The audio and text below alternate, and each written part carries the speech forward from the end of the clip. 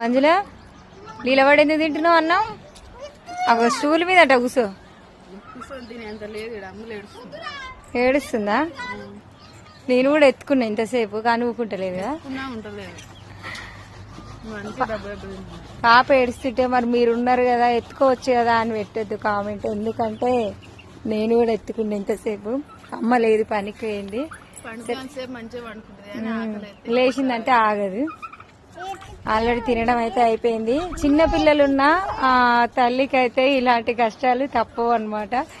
ఏం కాదు, ఇక తొందర తినాలి. మరి నిమ్మలంగా తింటది. ఆమె ఏడ్చేటప్పుడేమో దెబ్బ తింటది. ఇక మా తమ్ముడు కూడా అన్నం తింటుండు.